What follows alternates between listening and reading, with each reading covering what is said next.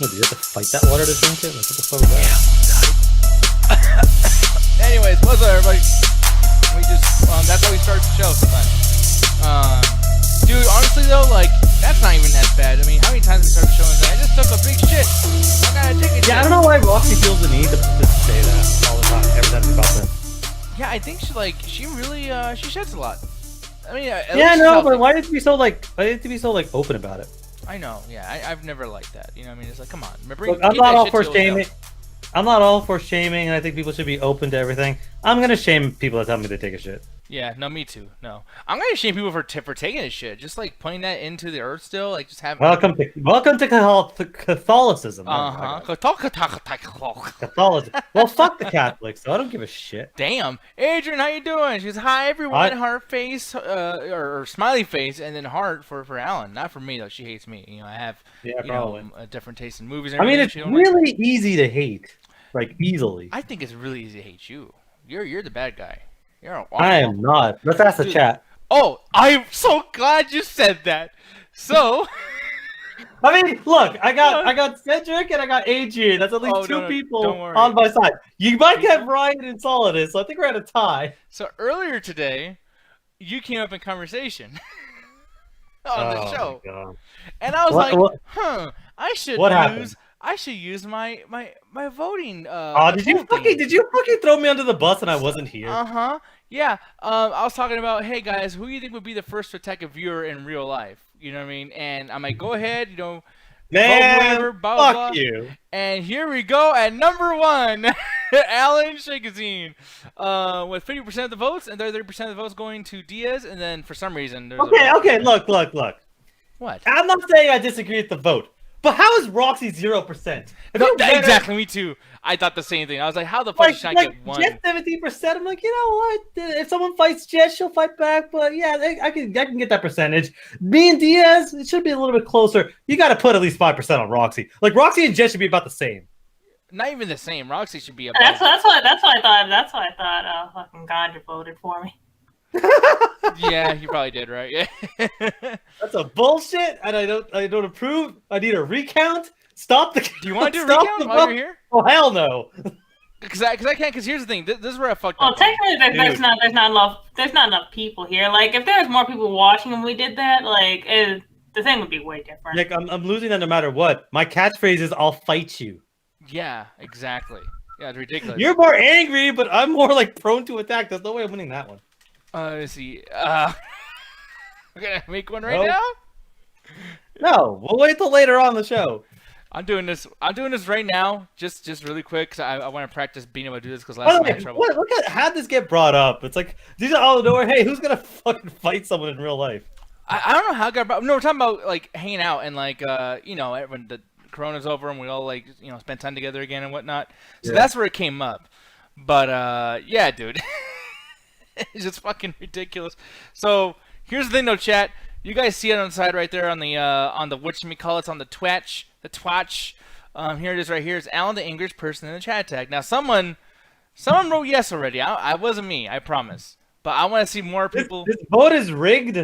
Our poll watchers aren't allowed to watch what's going on. Man, we're allowed to watch. Yeah, check. We're watching this shit live.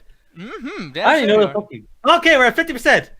Oh, fucking bullshit! No, come on, guys, be honest. Look, be honest with us. No. I'm gonna fuck with you and your product. I'm just gonna be calm this whole show, and I'm not gonna raise my voice at all. That's not gonna happen. You can't. You just did it already like 4 times. Look at this shit. I can't believe no one's on there. The vote clearly says that I'm not the angriest person on the chat attack, and it is continuing to go up. Now it is even. Oh my god! It really. I think you're like starting to have an effect on people. Maybe. Oh, there we go. Yes. Yes. Oh, that's unfortunate. The vote seems to be going against my favor. Solidus, you fucking little bitch. You motherfucker. Varies.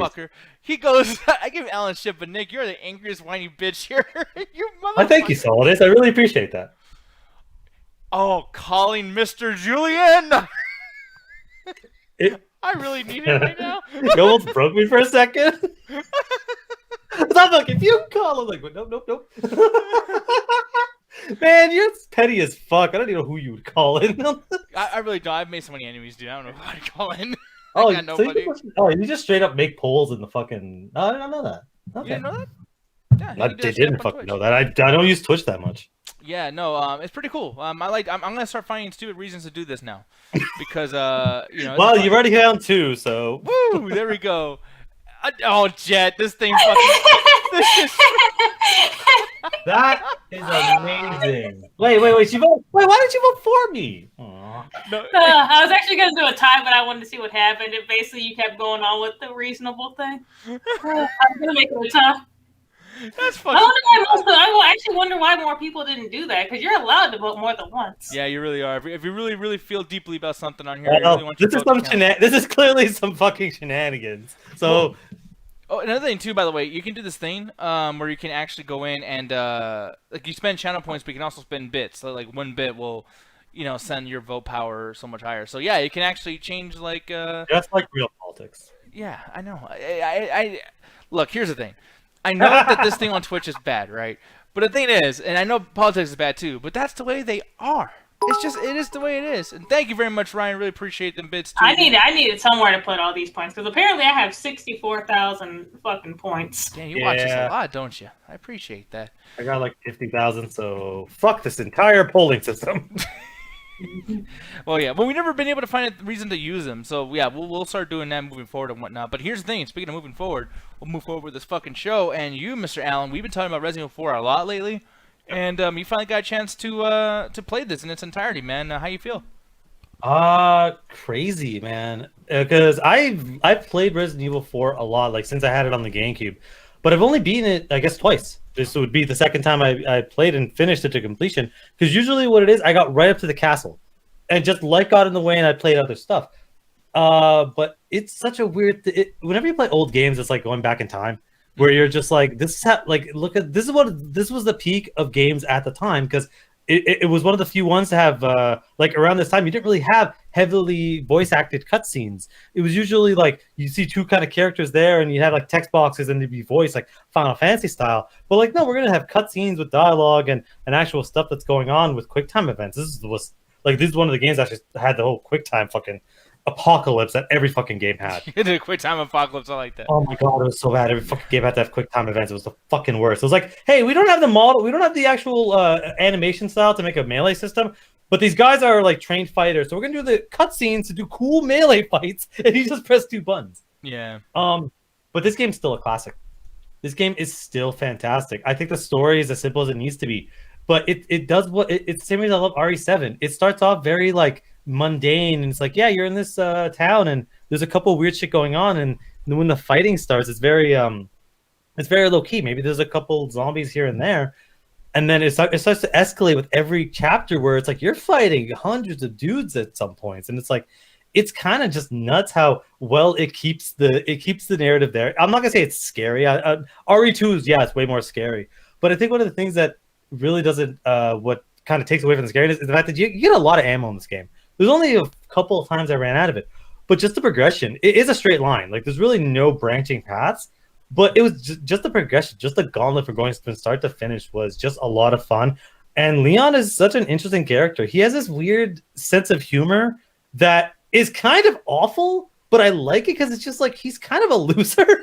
Yeah. Like, some of the shit he says, like the first thing right before the title screen, and the bell fucking rings and all the zombies run away, he goes, "Where'd everyone go? Bingo?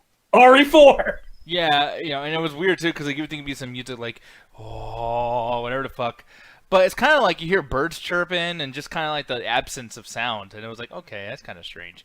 But more so than him, dude, this other guy, Luis, I think that he was way too jokey. Like, to the point where, I loved him, actually. He's like, me my too. favorite. But yeah, oh, go ahead, I'm sorry.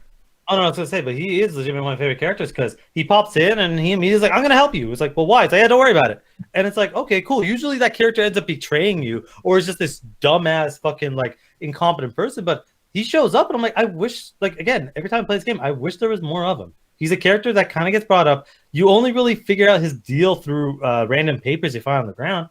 But I would have liked to see him a little bit more because he comes in and, yeah, he's extremely charismatic. It's like he's trying to fight for screen time with Leon. It's like, if I'm just the coolest guy in the room, oh shit, he's the other coolest guy in the room. And they're fighting for that spotlight. I kind of wish he had a chance to at least even play as his character for a bit, because there's clearly a lot of background shit going on. like with other characters. I'm like, I wish you had a chance to play as him because you get to play as Ashley a little bit, which I actually really enjoyed. It just kind of showed like how awesome Leon is because you have this one character who can't do a goddamn fucking thing, who get killed in 1 second, but Leon's fighting like 100 dudes and it's fucking insane. Yeah, and even just here, like, oh, you got some big titties there, little girl. Like, it was kind of strange. Like, okay, Dude, this game, it shows its age with how much misogyny's in there. Because at one point, when Ada Wong shows up, puts a gun to the back of Leon's head, and he goes, drop the knife. And he goes, I don't take orders from a lady. Yeah, it's like, and the game's like, oh, isn't that cool? He fucking doesn't do shit for women, bro. Like, it's like, all right, like, okay, like that's strange. And that was the second time being misogynist meant being a man. So I was like, wow, this game did not age well in some cases. Yeah, but this whole fucking scene here, by the way, look at this guy's inventory. Like, he has a pretty good. That is again, he knows what the fuck he's doing. Like, I still think that this game has one of the best inventory systems ever made, like bar none. Oh, because it's not just how cool it is with the fucking Tetris. Let's say you get something that's too full. Usually, games like I can't pick it up. Well, like what I have to sacrifice? Like no. It'll put you to this weird screen where you have this like extra box where it's like, let's say you're like, fuck, I can reorganize this, but I need to move stuff out. So you can like move it into this like empty space in the corner and then just start kind of Tetrising everything up and getting your stuff in there. So if you just badly organize your inventory, it gives you the option to really fix it up. It's kind of dumb. The character's never carrying a suitcase at any point, but I just like the idea that it's like, yeah, you have this kind of, you get to carry all this shit with you, and instead of just like filling up your random pockets like your Link and you can hold everything, it's like, no, play around with it a little bit. We're gonna change the inventory system, then never do it ever again. Yeah, well, no, that would have been kind of hard. Like, I mean, because like I'm even like impressed to this day of just like, man, how the fuck were they able to do that in this game? Like, that's kind of an interesting little concept there. But like, the biggest thing here too, the biggest change as far as Resident Evil 4 versus all the other ones, is not only the camera and everything being right behind you and it actually like not being a fixed camera where you can't see your enemies and shit, but like the biggest thing was the lacking of zombies or any kind of like crazy ass mutations, at least in the beginning. The villagers, man, I love the idea that like this puts the resident back in Resident Evil. Yeah. That was kind of strange. The fact that they can actually talk to each other, like, you don't know Spanish, neither do I really, but like I know a couple of things, and just them saying, matalo, they're literally telling each other like, go after him, chase him, like, get him, you know what I mean? And I was like, wow, that's kind of cool. Like the fact that if you're someone who is Spanish and you're playing this game, it's probably not as scary to you. But like when I was a kid, I thought they were talking in tons. I thought they were like the same here. Yeah. I was a stupid kid, and I'm like, I didn't realize it until I actually got older playing this. I'm like, wait, I actually recognize a couple of those words. Oh shit, they are speaking a language. Yeah, they're like cussing and shit, like, mira. Like, it's like, oh, and the way they say it too is like really like the disgusting, angry, like almost like intoxicated type of like mira. Like just like they're all like high because they're being controlled by some mental thing that's fucking with them. So it's like it would make sense that they would sound a little, perked out because, they're not even, they're just going by their motor function. So they are kind of zombified in some sense if you really look at it in that way. But the fact that they weren't like eating brains or coming back from the dead or something, I thought that was cool. I love the weapons and how all the weapons make sense, like the rake and axes and some arrows. Just random shit they would have, just random shit they'd have around, and they would throw shit at you. They'd throw axes at you with like incredible accuracy. It was fucking ridiculous sometimes. Yeah. No, I thought that was cool too. The chainsaw dudes. Let's talk about that shit. Mr. Leatherface himself, dude. I forgot his name in the game, but like, what was your first experience like when you played this when you were a kid, where he would come at you? Like, did you go inside of a house and he came at you, or did you like walk up to him and get like randomly chopped up? Oh, he terrified the fuck out of me as a kid, because when I first played this, I was like having trouble just playing the game because I never really played a game with fixed camera angles like this, so it's really difficult for me to kind of get used to it. So first time you don't encounter right away. It's like almost half an hour or an hour till you actually see that character. So it was hard for me. I was dying left and right because the enemies just gang up on me, and it's like any game I played that was a third-person shooter, I can move while shooting. This just locks you in, and it was like, what the fuck? How do I fucking shoot with this? Yeah. The first time he shows up, I was like, oh, I thought my brain was like, oh, you can't kill him. Don't try. He's one of those enemies they put in the level to make you run away. Until I realized I have to get him. I'm like, how am I supposed to fucking kill him? That's probably why I love this game to this day, because I like the fact that even though there's very little movement, there's still a lot of options. You can climb up ladders, you can jump out windows, you can kick ladders down, you can go a lot of these different areas where it's like, as much as there's very little movement, the game never punishes you for it. There's always some sort of thing you can jump down or some sort of exploit you can do within the game to stop the enemies from attacking you. You can attack them from far, you can go up close. I fucking love shotguns in video games, and this is one of the most satisfying shotguns I've ever used. Oh yeah, that's what I mean, dude. Even like the later guns, like the striker, the new shotgun, the combat shotgun type shit, Yeah. that was fucking amazing. I love the RPG aspects of upgrading all the stuff. I Although, hate. Oh yeah. yeah, no, I mean the merchant's cool and everything. We'll get into that, but like the biggest thing here is, Stranger. I fucking love the merchant. but the biggest thing though, man, is like I really liked the fucking ability to like have like a maximum upgrade where like you have like a special setting on each gun. However, I hate the fucking fact that you can't buy bullets. That's some bullshit. Yeah. Oh, I think I posted it on my Facebook. I'll send the picture to you. But like, it's right before the fucking boat mission, in which you meet the merchant and he has all this ammo just fucking chilling. Yeah. And it makes me mad to this day that you can't just buy the fucking ammo. Like I said, yeah. I don't know if you got footage you're gonna show. I'll see if I can get the photo. But oh yeah, there. Okay, I'll send it to your chat right now. Yeah, because I know which one too. It's the one that's right by the boat, like by the water or whatever, Yeah. like underneath. Yeah. Yeah, dude. Like, and this is usually the part of the game where I actually kind of get a little like, all right, I'm probably not gonna play as much because you had to fight El Gigante soon after this. But that's the biggest thing. You're about to fight El Gigante, and yeah, look at all these fucking weapons. Look at that rocket launcher on the left. Let me buy that shit. You know what I mean? Like, And what the no, fuck? and no, Solidus, infinite ammo cheats, nah. But the funny thing is, so if you look up at the how long to beat for this game, it says 16 hours. Now, as much as I've only beaten the game twice fully, I've gone up to the castle, so maybe chapter 3. So I've met Ashley, I've done the cabin scene, and I've gone up to the castle about, I'd say 12 times. Basically, almost every single fucking version that's been released, I've at least played it up to that point. It's just I've only really committed to the ending a handful of times.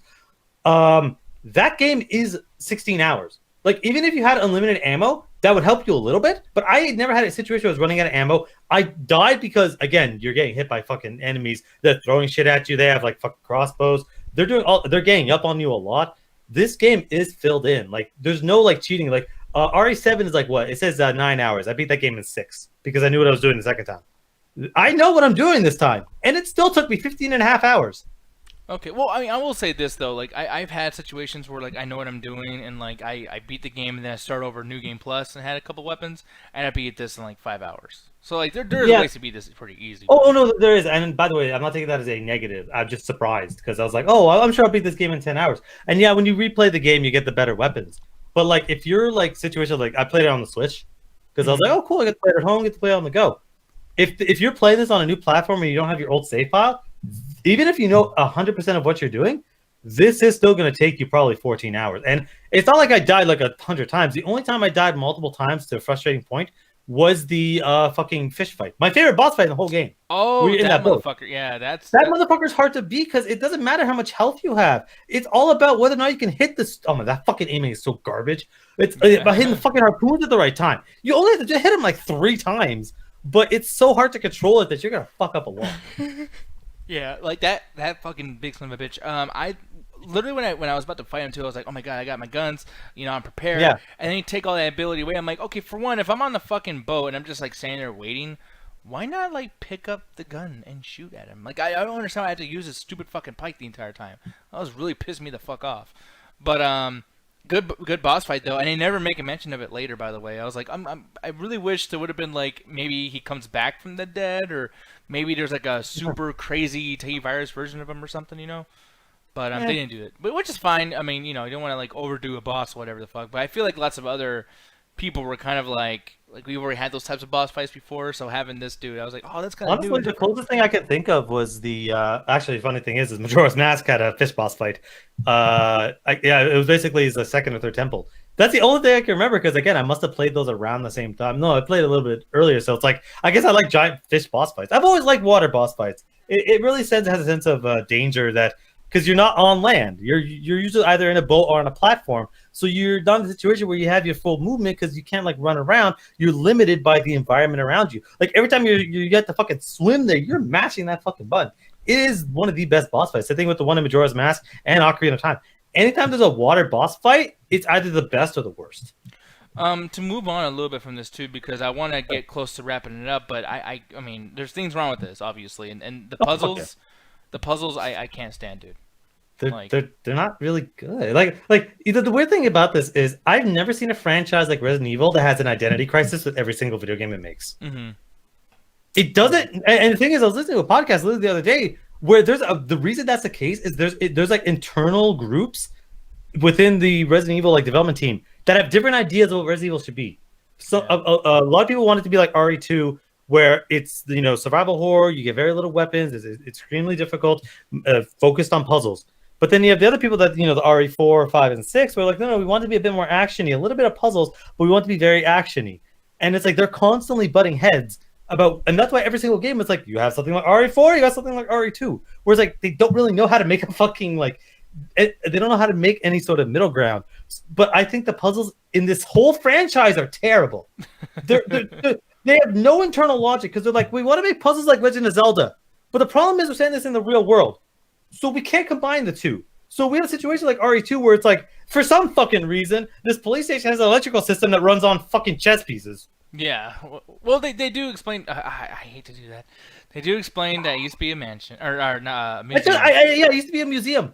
That's still what museum has an electrical system that uses chess pieces to fucking navigate? I haven't been to a lot of museums. Maybe someone's gonna chat is gonna be like, "Oh, well, actually, technically, it's like I don't want to hear that shit." Like, whatever. I guess I'm wrong. But... So fucking dumb. But then you play RE4, and it like the puzzles feel like they're added in after the fact. Like it's like, hey, well, we need to slow them down for 5 minutes. Throw a random puzzle where they have to like move around these images. Why? Yeah, Resident Evil has puzzles, so just throw a puzzle in. I'm trying to think like a Minecraft mode. By the way, like what type of like equivalency to Redstone is going on behind those pictures where it can tell that this lady's looking to the left and this one's looking to the right, and that opens up the lock. And I'm like, this doesn't make any like physical sense. Like this would never happen. And granted, like it has zombies and mutated frogs and shit, but like come the fuck on with these puzzles though, dude. Like. It feels like they feel like they're added the fact. It was like, okay, well, so Resident Evil has puzzle. So you see that door? You know they just don't walk straight. It's like, well, you know what? No. Slow them down for like 20 minutes. Why? Literally, there's no rhyme or reason. Like with Legend of Zelda, you'd be like, okay, the temples are tests. So there's a lot of magic going on, so it makes sense that this is really only designed for one person to be able to go through this stuff, and it's supposed to be true, prove that they're worthy enough to get the Triforce pieces, or worthy enough to get the Master Sword, and then get the Triforce of Courage or whatever you need to get. So it makes sense that there are a lot of crazy, weird shit that only one person could do, because it's designed for one person. Yeah. These ones are supposed to be a remnant of like traps to stop intruders from going in, but they're so fucking stupid and so nonsensical that it got to the point where there's this one, there's a missing block. Mm-hmm. I almost just fucking had to look up because I spent 25 minutes on that just so that I could get through to unlock the door to get to the next room. There's no. Is this the one with Ashley, by the way, where you're her? Yeah. Oh my god, dude, that fucking one's so goddamn ridiculous. And then to think that after you do that, by the way, you have to leave and there's those fucking statues stabbing you. And like, I'm not good at quick time events. That shit was annoying as fuck. Like, oh, those ones are okay because they give you a couple seconds. The one that got me was earlier in the game when you're walking down the road and then they push a boulder and you just have to fucking run. Oh, I fucked it up like 6 times, man. Or you have to press 2 buttons, right? You have to press 2 buttons and then you have to press another set of 2 buttons at the end. But then they change it sometimes if you fuck it up. It was so annoying. Dude, no. The biggest one that I can never fucking beat was the Krauser one. I usually would have to have somebody else come in and do it for me.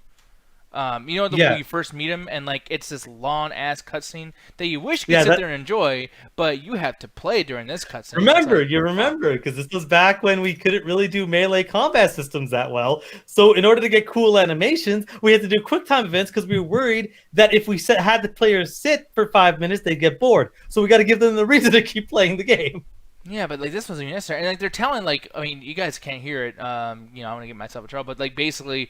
He's telling them like some really good backstory, like you left me over there to die. Well, you know what, and like the whole time, I'm like, okay, when's it gonna come? All right, I'm not listening. I just gotta pay attention to the screen. Oh fuck! And it's like, oh my god, dude, like you're ruining your fucking cutscene. And it's it's fucking fantastic. The animation, the fighting is phenomenal. But then I died like twice on that. I didn't die so many times because I'm okay at quick time events, and mostly because I played this game enough times. But it is annoying as fuck. Yeah, no, it really is, and I really do wish that since this game has come out, I wish I would have known more about Krauser as a character. But you don't actually get to learn anything except for Umbrella Chronicles, where you play as him. You play as him and Leon going through the T-Virus shit from back in the day.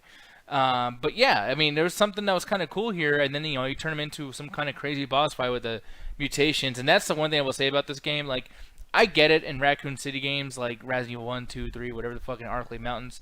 Totally understand when there's a person with the G-Virus and they get the eye on their arm. But here it was like, dude, let's talk about Lord Sadler really quick. That is some dumbass shit.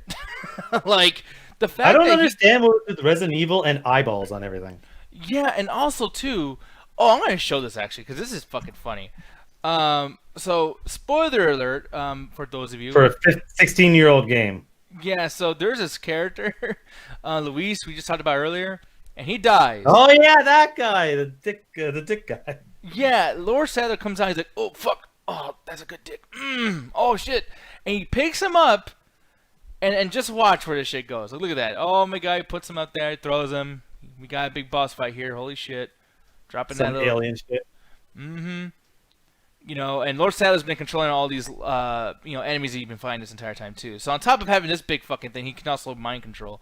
But then it goes right back up into his skirt. Now look. If the actual thing is, well, it's it's a tail, it goes into the back, it would have done that anyway. The problem is the camera angle, like you could think that's a dick. I didn't think it was a dick the first time I saw it, but at subsequent times, like that man, that's really close to his dick. Yeah, that's a dick. And then, by the way, too, can we just, and I'm going to show over here this way because it's not working the other way, it's too dark. But, like, explain to me over here, guys. Like, it goes up in here, it's long, we just saw it, like, go, like, what, 50 feet away from him? And it's still fitting within his little, like, I don't care how much emptiness he has inside of his stomach or something, it must have been coming out of a fucking black hole. How the fuck does it fit in that outfit? Oh, dude, Resident Evil has no idea what the fuck biomass is. Dude, there's a scene in Resident Evil 5 in which, I guess Wesker just infects some fucking random bitch with the T or G or whatever the fuck letter virus it is. And then she turns to, like, this gigantic goo monster that's, like, bigger than the boat she's on. Yeah. It was ridiculous. fucking ridiculous. I was like, who the fuck made this game? It's just random shit. Like, that's one of the things about the Resident Evil franchise is it's so random with its mutations that it might as well be magic in some cases. And then he just leaves, by the way. He's like, Leon, I got the thing I need, and I'm going to kill you. But, my dick is now salt now. I'm no longer horny, so I'm going to leave. And it's like, you are amazing, Lord Sadler. You can mind control. You can shoot out tentacles from your penis and kill people. Yeah, and by the way, you find out that he's way huger at the end of the game. He's a big-ass, like, crab monster. And he's just going to let Leon live after this death. It's like... Man, well, because he figures that, I guess, especially as you go through the game, where it's like, it's the whole thing of like, I could fight you now type shit and kick your ass, but I'm going to let you run around because as far as I'm concerned, I already know what's going to happen to you. So it's like, yeah, whatever. Because he doesn't think of him as a threat, even though he's been kind of tearing through the town. But it's like, I mean, whatever. It's a villain thing. If he killed Leon right then and there, the game's over. Yeah, but I would have been cool, like, maybe he, shoots his dick at Leon. Leon's like, no, get over here, or whatever, fucking. And he just jumps off a goddamn, like, balcony. But I don't know. It's just, once again, it's a nitpick, but at the same time, it's like those things do bother me because when you look at Resident Evil 3 Nemesis, every time that there was like a way for Jill to escape, Nemesis fucked it up. But then in him attempting to fuck that up, he ruined something for himself.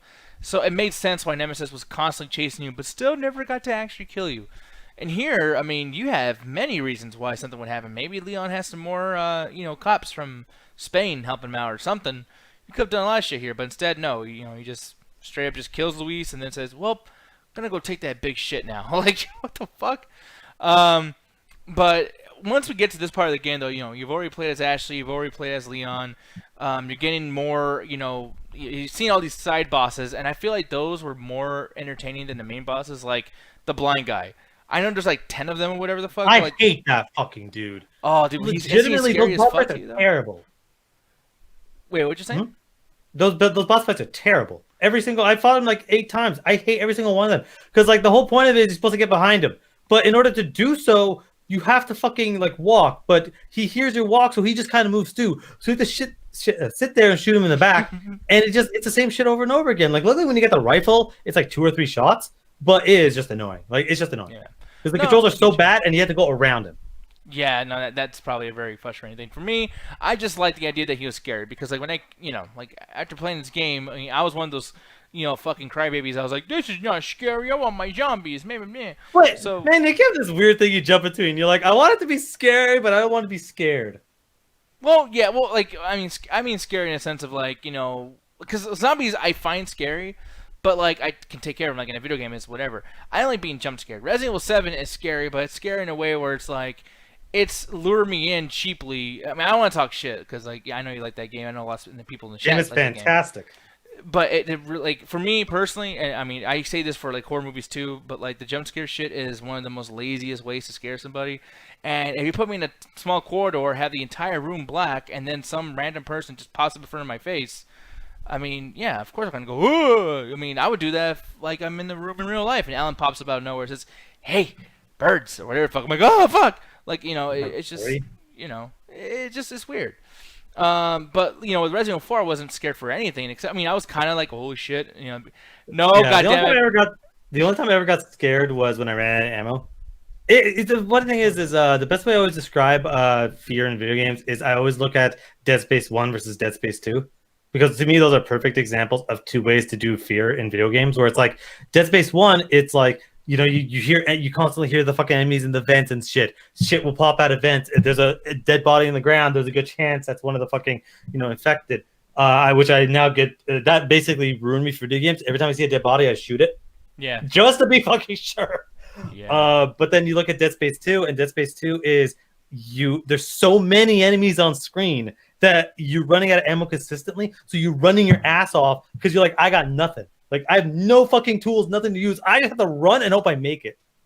Yeah, no, that's the thing that, like, in certain moments that's the case. Like, I'm looking over here, too, like, oh, well, then it goes right to fucking black again. I do lots of fade ins and fade outs and shit. Yeah. And by the way, Gene, I said entire ruined and filled with blackness, not blacks, goddammit. I'm not like one of them. Oh, no. Oh, no, Nick. There goes our fucking Twitch channel. Yeah, no, but no, I've heard people, because, like, people talk so fast, I'm like, please don't go after me, goddammit. But I'm looking at this, though, and, like, even though it's kind of scary at times, you kind of know, like, every time you beat, like, a main boss or something, there's going to be some chests around. So yeah. I feel like I've always been prepared, almost like Castlevania. Remember Castlevania when you go up against a boss or something, and they have, like, a shit ton of, you never played Castlevania? I've never played, except for Lords of Shadow. It's really the only one I've ever played. Oh wow. Okay. Well, the game is hard as fuck, all of them, especially Symphony of the Night. But like, what happens is you get so far into the game, and then you find a boss. But right before like the stage where you're actually going up against a boss and you can't escape anymore, they have like a spot where you can continue to like farm like hearts or power ups or something. So you have I think they're called boss rooms or something. No, not boss rooms. They're boss fountains. There you go. It was I don't know if that's a specific term or I just heard the term enough times, but it's called boss fountains, where it's like it's the area right before your boss. So Legend of Zelda does that all the time. You have the big door, and then you have a bunch of pots there that'll have hearts, maybe a fairy, some arrows, what shit that you might need. Yeah, exactly. So, I mean, I feel like that was kind of the case here in Resident Evil 4. In Resident Evil 5, that was totally not the case, because even if you did find shit, you don't have enough inventory room to fucking put it on anyways. So it's just there to make you go like, look at all that candy, I wish I can have some. And they're like, no, fuck you, good luck. Well, it's a weird gameplay design, because again, every time when I go back and play older games, you always look at the difference between game design for different genres. Video games are weird because you can't define a video game genre as easily as you can a movie or television show. Horror genre makes perfect fucking sense. You can watch a horror movie. What's a horror movie? Somebody that's trapped and being attacked by either supernatural entity or physical entity. That makes sense. You can think of 100 horror movies right now. Okay, horror video game. Do you know what Fear is? The game Fear, F-E-A-R? Oh, yeah. That's classified as a horror game. It's a first-person shooter. Yeah, exactly. Well, same thing with Outlast, first-person shooter, I guess, but I mean, it's pretty much on shooting. But the difference is, Outlast, as much as they're enemies, there's no combat. When you play Fear, you're shooting things all the fucking time. It's like saying Call of Duty is a fucking horror game. Yeah, no, that's true, right? Yeah, like like Zombies, Call of Duty is not a horror game, but no, but again, it technically, if you were to take, it's like, well, Zombies is horror, like tends to be, but it's like, when you have something like RE4, it's like, well, what does it want to be? It wants to be kind of a mix of everything. So it blurs a lot of the lines of like, what exactly are you trying to do? But I think whatever it does it very, very well. Yeah, no, I completely agree. But moving on from this, man, overall, I'm going to ask you, dude, like, after playing this for so long today, I mean, does it still hold up as far as like original rating? Because I forgot what you rated before, but what would you rate out of 5 now? Oh, this is still 4 to 5. Like, this is still one of the best games ever made type shit. Like, this is one of those games where every time I play it, I wish more games had just the feeling of what it's like just to find ammo, just to be in a situation where you feel like everything is kind of like you can beat the situation. It gives you enough tools to beat that, but you also need enough skill to go through with it. Like the situations where it's like in a boss fight, they give you enough weapons, or sorry, when you walk into a boss fight, it's like they understand that you still need skill, but they still leave enough stuff in the environment for you to gain weapons and gain health. Because it's like, yeah, these boss fights are going to be difficult, and if you run out, you're going to be fucked. To be unbeatable with the knife, but we're going to give you just enough that you feel like it's a struggle. But yeah, especially replaying it, like I want to go through a lot of the Resident Evils, honestly, because I beat 7 a couple of months ago. I beat 2 when it came out. I don't ever want to go back and play that because that game sucks. Yeah, fuck you. And I beat RE4. I want to play Resident Evil Revelations. Honestly, I'm seriously considering just playing 5 and 6 again. I honestly strongly recommend you do that because the 5th one is not that bad. And I'm guaranteeing you, like if we played it together, dude, it would not be that bad. Oh, dude, how many hours do you? Oh no, we would kill each other because do it on stream and just have to.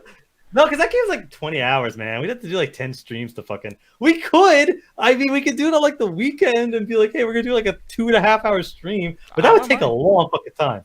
Do you want to? I would be so fucking down for that shit. That'd be awesome. Let me check if I have it on Steam because I was thinking of going through, but I'm like, oh, it's a co-op game, so. Yeah, dude. No, I would definitely be down to do that, and you know. And us getting mad at each other would be fucking great too. I know how that is. We get mad at each other already on Warzone quite a bit, so that'd be fucking perfect. But yeah, no, but I kind of can mirror pretty much everything that he said there. But I won't give it a 4 out of 5. I'll give it a 3.5 out of 5, only because of the fact that I feel like there are certain things that you know, the game, like not buying ammo is seriously like a big crutch. You know, like yeah. And another thing too, it's like, okay, so let's say I buy a bunch of weapons and then I lose a boss fight and I fuck everything up and I don't get to the right checkpoint in time. You can get to a point here where, because of the financials as well as like the lacking of bullets and then the difficulty of the game, you literally could be in a situation where you can't progress. And all the first Resident Evil games had that issue where if you use too many bullets somewhere, you can't continue. Like you might as well just delete the game. So like for me, I really wish that they would have had more enemies kind of respawn because it is monetary based. So why not give me some people to kill, you know? But yeah, I mean the replay value on this is fucking insane. Like this is, I mean, one of the best experiences I've ever played in a video game before. And this is coming from a guy where when I saw this first and I saw there was no zombies and I'm playing Leon again and I'm not going against Wesker, you know, I was actually kind of like, yeah, this is some bullshit when I first saw the trailer and stuff. But playing this back in the day, man. Actually giving it a chance, I was like, dude, stay here. And they did stay there with Resident Evil 5, and we all know what happened there. And Resident Evil 6, need I say more? So, no. And I actually like Resident Evil 6, but I mean, yeah, still, could have done a better job there, Capcom. So, yeah, dude, 3.5 out of 5 for me, and then you obviously 4 out of 5, and you know, we'll see what happens with Resident Evil 8, and fucking hopefully a remake of this game. You know, would be. Yeah, the funny thing is because I was thinking about it because I looked a little bit into the remake, at least RE4 remake. Because at this point it's confirmed. Like, because when I played the RE3 demo and the one of the characters' heads explode, I was like, oh, I recognize that weird knife monster. That's from RE4. So I'm like, this is gonna be an RE4 remake. It's one of those things where it's like the team that made RE3 apparently they're not working on anymore. It's actually gonna be the team that made RE2 and RE7. So it's kind of that team. They finished RE8, so I guess they're going to shift development to RE4 remake. And apparently they're going to do different stuff. And honestly, I don't know if I'm going to like the different stuff, but I want to be different. And because it's like, again, I've been playing this game almost every single iteration since it's been released. I don't want to play a better looking version of it. I want to play a version of it where I'm like, what the fuck is this? Maybe I'll hate it. Maybe it'll be trash. Maybe I'll walk in. I'd rather walk in. Honestly, I would rather walk in and go, man, I hated all those changes. It was fucking bullshit. You ruined it. Versus, I mean, of course it's good. It was the exact same game. Like, to me, that's a waste of my time. Yeah, I mean, I don't know, man. You saying Resident Evil 2 people and the people who made Resident Evil 7, I'm like, those are two good reasons for me to stay away. But we'll see. I don't know. I mean, I want to judge before whatever the fuck, but that doesn't sound great to me at all, dude. To me, it needs to be different. It can't be just a reskin because I just beat it a couple seconds ago, and the game, like, yeah, it sure doesn't look as good as RE3 does, but the character models still look really, really fucking good. Like, this could easily, like, this was basically was it pre 360 or I think it was pre 360.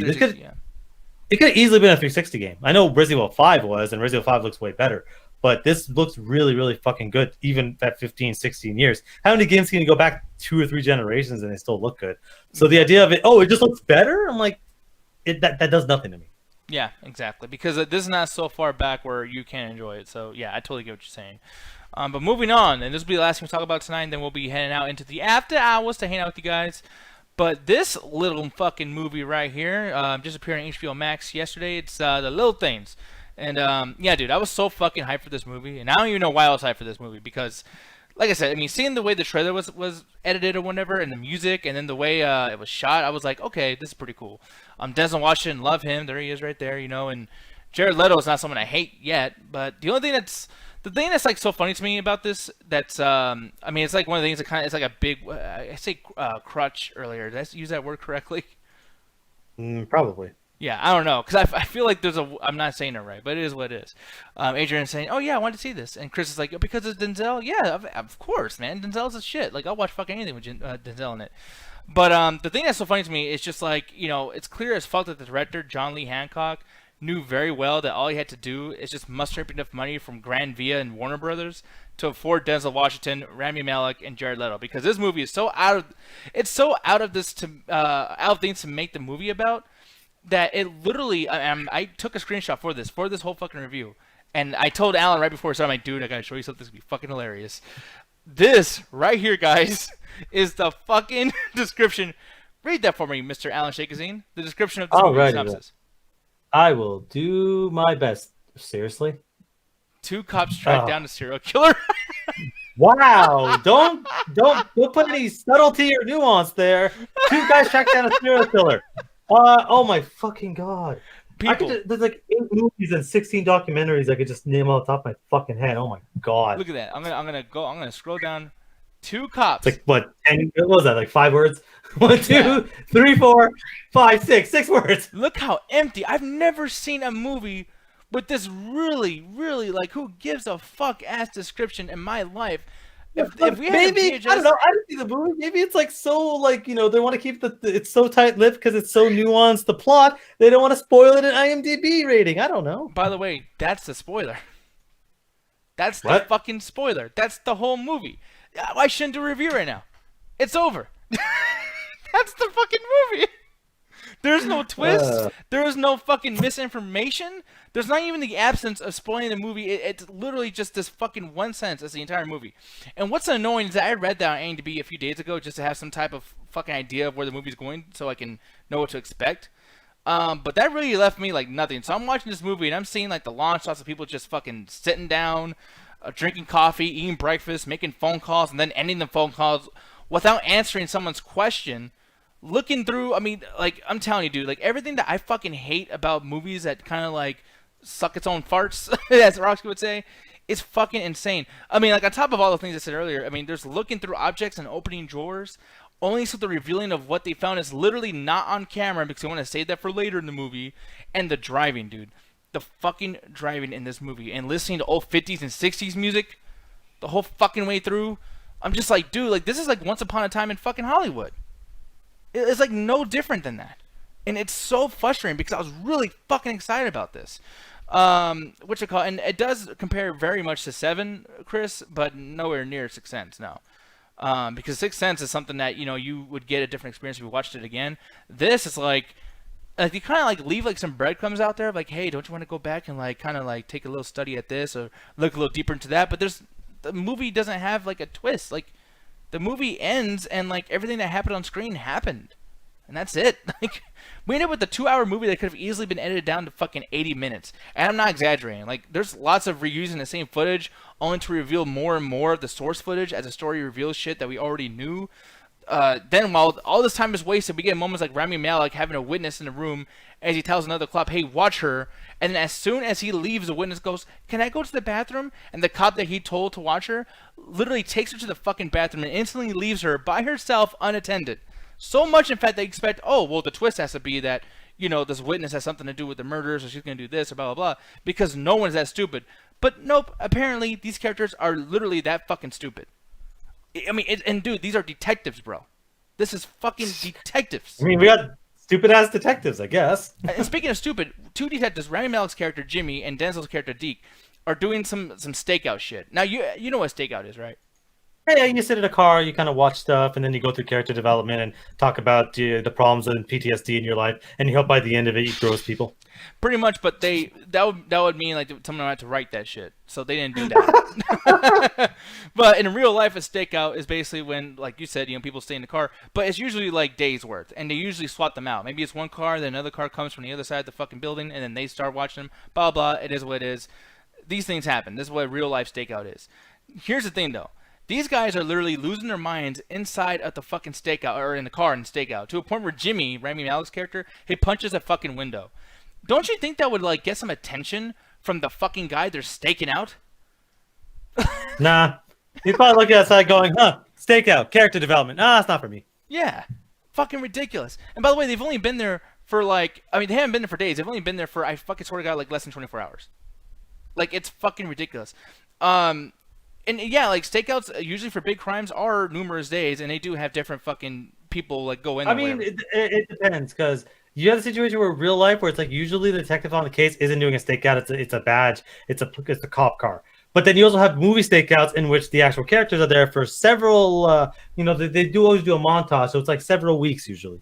Yeah, exactly. And I'll read this really quick. Chris says the script was written back in 1993, and Spielberg was attached at one point. And it went through several more directors: Clint Eastwood, Warren Beatty. Oh, that'd be interesting. And Danny DeVito before the writer decided to write it himself.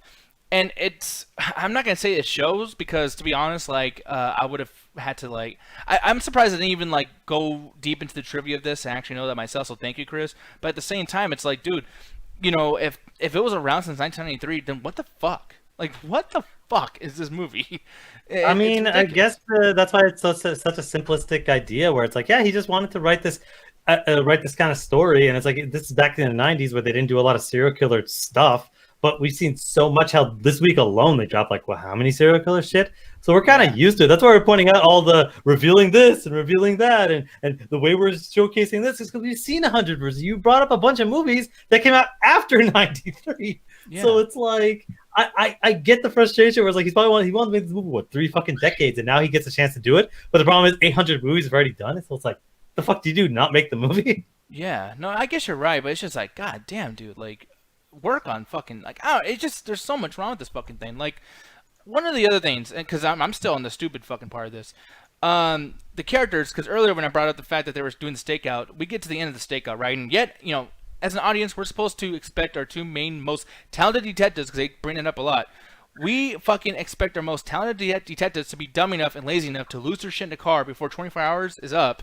But then during this, Denzel literally gets out of the car. I'm not fucking joking around. He gets out of the passenger seat and goes to get coffee. He's like, "Hey, Jimmy, you want some coffee?" He's like, yeah, sure, head." He doesn't even have I would say it'd be okay if there's a dialogue like Jimmy goes, "Well, hey man, he's watching upstairs. You sure you want to do that?" There's not even that. He's like, "You know what? I could go for some coffee." It's like, dude, what the fuck, right? Denzel goes to get coffee while as is happening, he walks. It's literally like fucking 4 houses down or whatever. Jared Leto's character, who's been like the sleazy fucking greaseball monster this whole entire time, he kills people, whatever. Or you think they don't even reveal a lot of that shit. He comes out of the fucking apartment, walks up to the car, and Jimmy's like, "Hey, what are you doing here?" Like, he confronts him, and it's like, you're supposed to fucking hide. And then Jared Leto, I swear to God, dude, goes like, "Hey, so I know where the dead bodies are. You want to go with me?" He's like, "Sure." Gets in the fucking car with him, and they drive away. Now, keep in mind, as they're driving away, these guys are detectives. They're supposed to be smart. Would you ever go in a known serial killer's car and then not have gloves and not tell your partner where you're going and not have some kind of fucking like any kind of like plans in case this doesn't go well? He takes him to the fucking desert, where apparently he's going to show him dead bodies. If some other cop or some other person with a camera or whatever the fuck goes with them, don't you think they would have said, "Wow, I saw Detective Jimmy fucking Baxter or whatever with the serial killer around some dead bodies they're digging up"? That would have been a thing. And this happens so fast. We've spent so much time, dude, while they're doing this, they're editing in and out of Denzel Washington making coffee at the fucking gas station. He's pouring it, and he's doing it slow too. He's like, then he gets another cup. It goes. Then he puts the tops on him, and then like waits in line. And the fucking bum in front of him is counting his change to buy a fucking donut, like 10 cents, 20, 30. And I'm like, dude, what the fuck is going on? Like, I'm literally watching someone order some lunch. Like, what is going on here? And it's like all that time spent during that, but yet like something as fucking serious as I'm gonna get into the serial killer's car, it's gonna take me somewhere I don't even know where he's going. That's 10 seconds. What the fuck is with this shit, man? The writing of these characters are so bad that they might as well be dumbass fucking blonde chicks in a slasher movie. And since we hanged out with these guys, literally the entire fucking movie, like the what the fuck are we of Rami Malek's dialogue, by the way, being mumbled, like the fucking guy sucking on his thumb while talking. And is he like I don't that? think Rami Malek's a great actor. I really don't think he's that good of an actor. Because they were like, oh, Mr. Robot, he's great in that. I hate Mr. Robot, specifically because I don't think Rami Malek's that good at conveying emotions. He's kind of weird Weasley. If you said Rami Malek was a serial killer, I could believe that. Because he's kind of this weird Weasley-looking motherfucker. But him being the detective? Nah. Yeah, dude, but like these characters are so fucking stupid, and then on top of it too, like Rami Malek, I have no idea what the fuck he's saying all the time. And I'm like, what the fuck? I had to put on subtitles, and the subtitles on HBO Max are terrible when you're watching on TV. When you're watching on there, the subtitles are fucking huge, and you can't change like how they appear. By the way, so I'm like, dude, I really wish I would have fucking just got like. I wish I would have stole it. Even though it's on HBO Max and I pay for HBO Max, I wanted to steal this. But no, I watched it the way it was intended, and guess what? I preferred the bootleg. What the fuck? Like, oh my god, and it would be some Tom Hardy shit, but at the same time, you don't really care about Tom Hardy, what he's saying, because he's about to turn into a big liquid venom, whatever the fuck thing. With Rami Malek, like, a big part of this is dialogue. I need to know what you're saying, because you're talking about all this crazy, like, detective shit, and I want to hear that. I think that's fun. Shit, me and Alan were talking about that with Daredevil, where even though I want to see some action, it was cool to see a superhero be a lawyer and do lawyer shit. So, like, I was totally in the mood to watch, like, a drama like this or whatever the fuck. And, like, yeah. I mean, it was just annoying. And no spoilers here, but the trailer and the description, spoiler for you, they hunt the killer down, the end. There's nothing here to pull a wool over your eyes with. The movie is, it's like I said, it's shot well.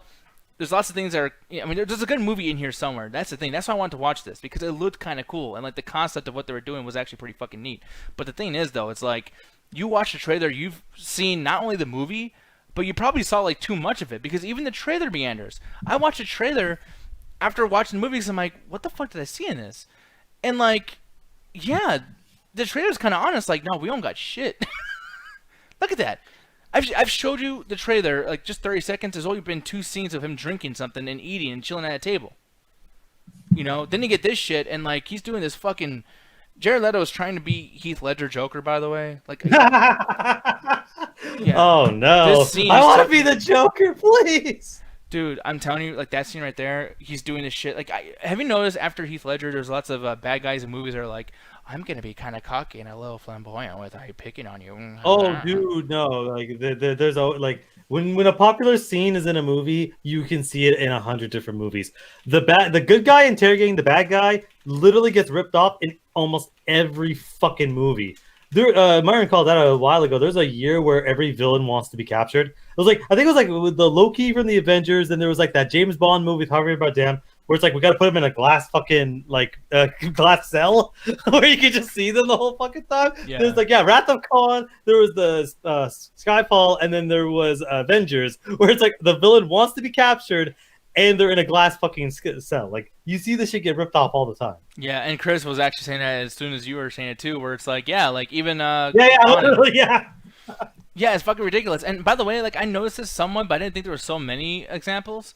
But I'm looking at this, and like, he's like literally doing the Heath Ledger voice, like, oh, she looks pretty, poor girl. She must have went through something like that. And then, you know, Rami Malek is like, and then Denzel goes in there, and Denzel's trying to be cool. And once again, worst detectives in the world. Fucking Denzel goes in there, and he's like, hey man, you know, like, tell me about this girl. Why'd you do it? It's being really cool, right? Jared Leto doesn't react. He just looks at the picture and then, like, licks his lips, like, slightly, like, subtly. And then Denzel's like, I know what you did, you motherfucker! And he picks him up, and then he's like, you got a hard dick for that bitch, don't you? You got a hard dick! And he screams, you got a hard dick. And then he punches the wall next to his face. And it's like, by the way, you guys are the worst, most cartoony good cop, bad cops I've ever seen. Like, Denzel, your character, why would you get mad right now? The whole idea is to get him to good cop versus bad cop, and the fact that like, I would have guessed like, oh, that's some old school cop shit, but somebody in chat said 1993. I can't get that out of my head. that is some old school cop shit. You have the more younger detective, right? Malek's obviously younger than Denzel. So you have the younger, I'm gonna play it by the book, yada yada. But Denzel's the old grizzled cop, and he's seen shit. He knows how to deal with punks like this. As he punches the wall and screams at him, because that's how you get information out of fucking suspects apparently, by screaming at them. Not like anyone's ever watched any police interrogation where they just essentially just grill them for hours. They usually just keep asking the same questions until they get frustrated. They usually don't start assaulting them because that's a good way to get your case thrown out. But then again, we've seen 800 fucking cop shit since that time. Yeah, that is really true, actually. Because this feels like the fucking like paint by numbers detective story. I mean, it's 7. It's just 7 again. Fuck, man. It's really depressing. I was really hyped about this. It's unfortunate because it's like, how much do you blame on the script that was written in a decade where there weren't a lot of this? So it probably was inspired back then, but it's like you can only really update so much without losing your original vision. But it's like, I don't know. I think it was just like, I don't know. It sucks because like, yeah, you write something for a certain time period, but then everyone else kind of takes it up. So it's like, the fuck you supposed to do? Never make the project ever again? Yeah, no, and that's a weird thing. It's like I almost have sympathy for the movie because there is so much shit here. I mean, like I said, man, Denzel does a good job. Jared Leto looks creepy as fuck, which is good. There's a ton of tension, even though you kind of know what happens because you read that IMDb description. But you're never rewarded for enduring the tension. That's the thing. Like you're just made confused by the notion of why the fuck did you waste 2 hours watching this? For me, this is a 1.5 out of 5. There was a good movie in here somewhere, like I said, if the director actually wanted to give a fuck. But this is what we got. You're better off watching killer documentaries on Reels or Netflix or A&E. There's a lot of real shit out there, actually, like that's in depth. Doesn't insult your intelligence, gets to the point. And for this movie to shit the bed so badly, this isn't worth your time, even on HBO Max. And it's so fucking annoying because if it wasn't for the pandemic, this would have been put out there like in a movie theater or something. And it's like they would have charged you a shit ton of money for popcorn, soda, candy, the fucking ticket itself, just to watch this bore fest. Because whatever's happening, it's just why? Just this should have been aimed for streaming before the pandemic. Like, because the only reason why it's HBO Max is because of the pandemic. That's the only reason why this is on what it is. And I gotta tell you, dude, when I look at movies like Anon that was on Netflix that came out in 2017, or Bright, or any of those other things, I'm like, wow, like those probably deserve to be in the theater more than this thing because they give you a fucking actual experience. This doesn't give you that. I'm like fucking looking at Denzel right here. It's like, dude, you look half asleep. I mean, this is like watching one of those fucking B-movie Bruce Willis movies where he just shows up in a limo and he's like, so here's your mission. And then that's it. It's like, what the fuck? 1.5 out of 5 for me. And I'm bummed out because this could have been cool. It really could. But with that said, man, I'm going to get into the after hours now. There was one thing I want to touch on really quick, and it is starting to get kind of get old as far as the story goes. But I got to get your opinion. Pokemon Company, I wrote this earlier as Nintendo was doing this, but it wasn't them, it was Pokemon Company. But they're warning that Sword and Shield hackers are apparently going to get banned. What are your thoughts on this? Because I feel like this is kind of going a little far. No, the Nintendo's been doing this forever. I mean, Nintendo companies do this forever. Anytime you try to hack or especially online, this isn't really an online game, but there's an online kind of marketplace of trading where it's like, yeah, you can trade between characters, trade between Pokemon. But the thing is it like in some cases can help for people that don't give a shit, but in a lot of cases it takes away from the experience. It kind of like it alters it. And Nintendo's like, no, we don't want people to be hacking the game. We want people to play the game as it was intended. And so it's like, yeah, you see this all the time, but it's like, yeah, I think breaking it is always too far. Like, hey, you stop them from. Then again, this isn't a multiplayer game, so you can't just ban their account. So you have to kind of go as far as you need to. But it's like, hey, you kind of know it's like, hey, you're not supposed to do this. So most of the time when you're doing this, it's usually either nefarious or you're lazy. Yeah, that's what I'm thinking too. And at the same time too, I just feel like, when it comes to people like calling each other the N-word or, harassing girls, blah, blah, blah, and yet like it takes so long for them to do something about that. But then like, hey, don't you hack and have fun with our game? It's like, for one, it's Pokemon. Granted, you're right about the whole trading thing. Maybe people are paying for trades or whatever. But then like, isn't that kind of bad too? Like, I don't know. I just wish that wasn't the case, man. I wish that people weren't getting in trouble for that shit. But what I also wish was not happening, Alan, is, and this is just out pure jealousy, bro. I'm gonna be honest with you. I am kind of like really irritated that so many people are trying to have sex with you, man. Speaking of, nah, man, I wish I looked like Keanu Reeves. Oh, really? Oh, really? I thought you looked exactly like him. Ha ha ha. Mr. People, Funny Man. Well, I mean, they should actually just put it in the game like they're fucking supposed to. Yeah. So here's the thing about this. Cyberpunk's literally asking people, "Can you stop like enjoying the game?" Jet, have you fucked Keanu Reeves yet? You can't fuck Keanu Reeves. I tried. Unless you fucking hack the game. Wait, why'd you try to fuck Keanu Reeves? Why would you only get 2 shitty ass options as like your fucking romance option? They both. Well, I mean, Judy doesn't really suck, but I mean, the other one sucks, and it's just like, why would you put him in here if you're not able to have sex with him? You can watch him have sex with someone else, but it's just like, I don't want that. Who wanted that? I mean, I don't know. Like, I mean, here's the thing, though, too. It's like, so how are people even attempting then, or like, is it a mod? I mean, or something? Oh, dude, you can do anything with mods. By the way, why would it bother them that they're doing that too? Okay, because it's okay. This me and God had this exact conversation. So, it literally says right there with mods. So I got a quick question. So are we talking about like everybody wanting to fuck Alan? I already made the joke, Gandhi. You gotta watch this. God damn it! I thought I was gonna make it in time. Jesus Christ! Womp womp womp. Well, I mean, if we want to ask who wants to fuck me in this video game, I think the first person just appeared in the chat. But as far as the reasoning for this, this is one of those weird situations in which mods you can do anything you want, and the fact that you're opening up the game to be modded means you can do even more. Look at GTA 4 versus GTA 5. GTA 5 has open mod support. You can do anything you fucking want. The thing is with CD Projekt Red is they got the full model and rights to a real life person. You don't do that in video games that often. Usually, at most, you can even get a voice, but most of the time, it's a completely different version. There's very few times, even when it comes to direct movie tie-in games, you don't usually get the same person. They make them more look like a comic or whatever they're based off of. So this situation where they're like, well, we know how fucked up the internet can be, and we really don't want okay, yeah, well, Call of Duty does it, but like that's a franchise. They constantly do it. I said very few. You let me fucking listen. There's very few times where it's like in a situation where you're kind of almost protecting the person because you don't want them to go through some fucked up shit on the internet and be in all sorts of fucked up means and gifts. So they're probably like, hey, we want Keanu Reeves to work with us again, so let's try to stop people from doing something that might make them not want to work with us. Mm-hmm. Yeah, but like that's the thing. Like, for me, because I'm looking at the situation, I'm just kind of like, if they're mad about this, then like, why aren't y'all mad about like? I mean, there has to be some fucking porn sites where you use what's that shit when you change the face? Deepfakes. Deepfakes, yeah. It's like, but no, the people are. I mean, hell, even the specific porn sites actually banned those for that exact reason. But it's a deepfake. Like you can tell when it's a deepfake, or unless they're really good. Some are pretty good. I'm good. I've seen GIFs where people have shown it, and it's like, yo, like they can do a lot of stuff. So they have to kind of clamp down on that because it's a real person, and that. It becomes really fucked up when it comes to like it drawn or it's specifically animated. People will try to get close, but they'll never get the exact. This is a situation where they spent millions accurately getting this dude's face in there. There was a controversy back a while ago with Ellen Page because David Cage is fucking dumbass. But basically, the fucking shower scene with Ellen Page, I think it was Beyond Two Souls, or whatever the fuck the game was called, where it was being leaked and it's like people were nude modding it and stuff, or it was already nude modded, but they covered it up in the game.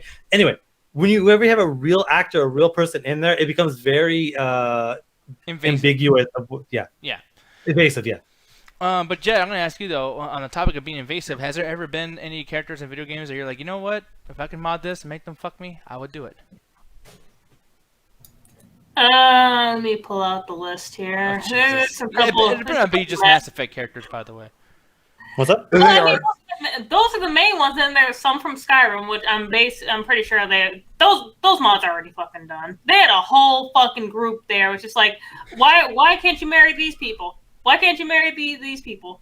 Why? You can marry the fucking werewolf dogs and shit, but you can't marry the fucking assassins? Okay, I see you. Yeah, it's weird because you don't really see that many romance options in RPGs. Like, BioWare tends to do it way more than anyone else. But most of the time, you don't really have that. Like, I don't know. I guess it's weird. It is weird. I can't really explain why, but it's like, especially in an open world RPG, you're getting close to these characters. You start to like them. But I just think no one really gives a shit about romance in video games. Like no developer really wants to put the effort. I'm sure the characters, because Jet's freaking out because she wants to marry every single person in there. I sure do. I sure do. The only game that actually got it fucking right, somewhat, was fucking Dragon Age 2, where they made everyone bisexual and just like, oh, you want to go for this person? Go fucking head. They made everyone bisexual. They sure did. Huh? They used the cheat code of sexual orientations. But we're getting so crazy at the point as far as like creating characters and everything that I think we're gonna get to a certain point where we're even gonna have, because I mean R2's coming out, and I guarantee you because of Rust and all that other shit, being able to change your dick size and your titty size and all that stuff, we're gonna start off with a naked Vin Diesel. We're gonna be able to give him the smallest or biggest schlong. I doubt they're. I don't want that. I don't want that. Yo, Vin Diesel's think about it. Vin Diesel and Arc 2 jet with like a 19-inch schmeat. Yeah. What am I gonna do with 19-inch meat? At least make it realistic. And two, no, thank you. Yeah, I don't know, man. But I'm looking over here though. Hopefully, I like that stance there. Like, talk to the hand, bitch. Get back here. I don't know. It was fucking weird. But God, I can't wait for R2. Ugh. But yeah, dude. I don't know. Well, I'm looking at the chat. I forgot what the argument was on that one. Just well, the argument is Julian doesn't understand what the word few means. It's an exaggeration literary where simply saying that there's a few means that in the collective collection of video games, you actually don't have as many real people playing, having their models in there as you do with voice acting. But, you know, Julian just feels the need to fucking argue this fucking random fucking point because, you know, he wants to have his voice heard. Oh, well, you know, shit, that's the thing. Out of the million video games, you managed to get a couple. What do you fucking do? Oh, you're not arguing, really? Well, I mean, let's be honest here, Al. You kind of started this time. You I don't first, give a fuck. yeah, you started. I don't give a fuck. You're just stating something. And all of a sudden, you were just like, "Oh, the dude who gave me one fuck me." Like, whoa, where'd that come from? I know, that's why I started laughing because I was just like, I it was funny though. It was funny. Like, and I'm thinking too, it's like, if I was the person watching this and the person wants to fuck me, I'd be like, ooh. Anyways, guys, here's the thing though. We're gonna get into the after hours. Yeah, I was just curious what you thought about, you know, this whole fucking thing with Keanu Reeves. Because here's the thing too. I'm actually wondering if Keanu Reeves is mad about this. Like, can you imagine him just being over there like, can they just stop like taking advantage of my character? Fuck, dude. I don't know, man. It's one of those things where it's like with women, it's like, yeah, they're always being sexualized all the fucking time, especially with stuff like this. So it's like it's always gonna be way worse when with women, but it's like with men, it's like, yeah, it's also just as bad. So it's like I don't know. I'd be probably fucking uncomfortable. Especially like it could start off as a normal stuff, but I'm sure the mods that they'll do kind of stuff like that. It's like it's always a problem when you're ever in animated form or you're ever in video game form. It's like the moment you're in a video game on PC, especially, the models will get ripped and you can do whatever the fuck you want. Yeah. Also, another thing about fucking Cyberpunk, I want to get back on this. How come that whole time they were basically talking about all these fucking romance options, and you get two of each? You get one of same sex and one of opposite sex and shit. Each one of them kind of sucks, and they don't let you fuck Takamura. What the fuck is that? They have you for a girl. Either you get Judy, which I mean, yeah, she's pretty and all, but she's kind of boring, and then you get Beef McLarge huge. Like, I don't want either one of them. Okay, well, really quick, Judy. Like, when I was single, I'm just saying she can get it, even though that's what I said. She's pretty, but she's better. also kind of boring. Well, I preferred her more than Panem. She had a little bit more going on. Panem was just like, I'm angry all the time. And like, you guys should be pissed off at that. Yeah, because you're angry all the time. Exactly. Right. Guys only got Panem or like some other fucking like musician dude, and they're just like, aren't those choices suck ass? Okay, actually, I think it comes down to the point where outside of BioWare games and very few BioWare games, that nobody really gives a fuck about romance options in video games. I sure do. No. Developers, sorry. Developers don't give a fuck.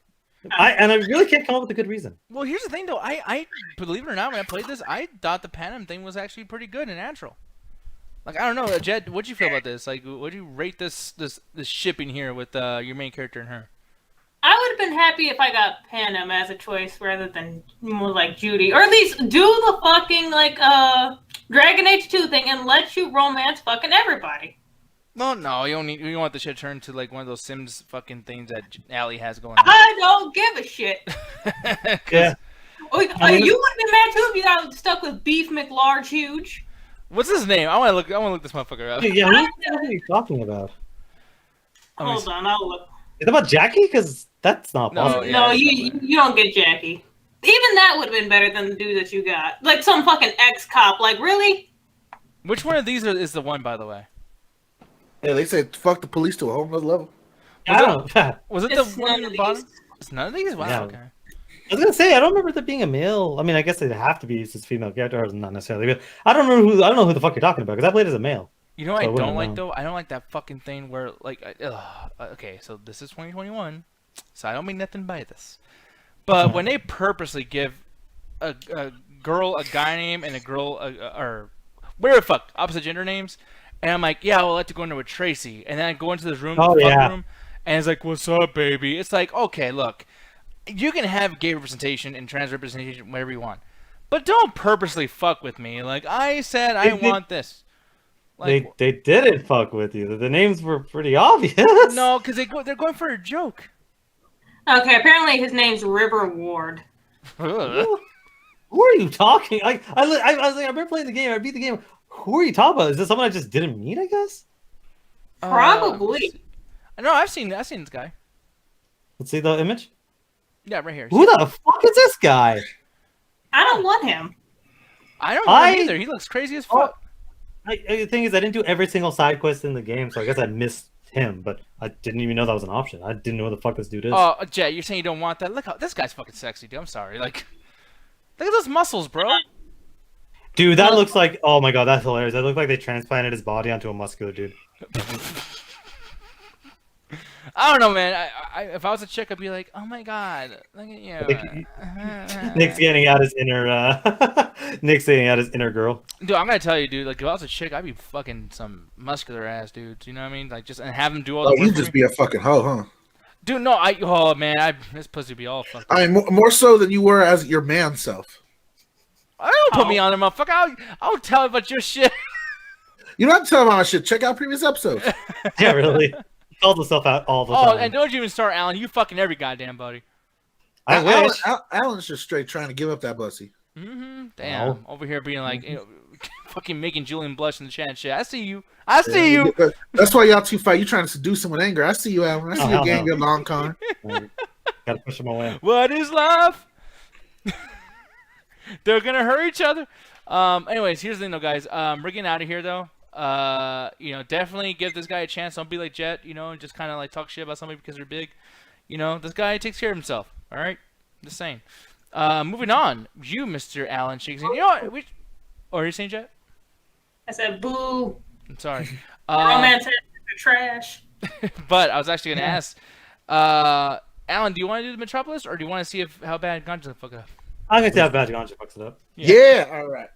So go check out the Metropolis. We got a show called Noonday Podcast where me, this little bird over here, and of course the Ruthless Wonder all talk about politics, cultural stuff, and it's just a great old time. But more importantly, we got other shows on there, like that new podcast that talks about Korean pop. We got Cedric Pharrell Williams and his little shoes and hip hop on the Metro Sportscast. We got the Content Corner with a bunch of guys. I don't know their names yet. But besides that, go check it out. It's a large group of people. We do a bunch of shows, and we have a great time. Oh yes, and with that said, guys. Oh, and my Twitter, Red God's Guru at Twitter. Yeah, he did a pretty good job there, Alan. Oh, he didn't? He kind of did. What I Who not. knows? His name is Cedric. Oh, Not yeah, Cedric dude. Pharrell Williams. I swear to God, I'm starting to think that's his name now. Where do you guys get Williams from? Is what I'm trying to figure out. Like, where? I don't know. Yeah, he's not Because Matt related to Williams, he's confusing all of his friends into one name. Cedric Pharrell Williams, Kevin King Jr., Corey Coleman, the Esquire, the third sportscast. Also, we're gonna have a talk after this about you basically making fun of girls with quotations male names. Wait, what'd I do? What? Oh man, this is a good Was that break. me or him? I knew nothing. I'm sorry. Suck it all Jamies apparently.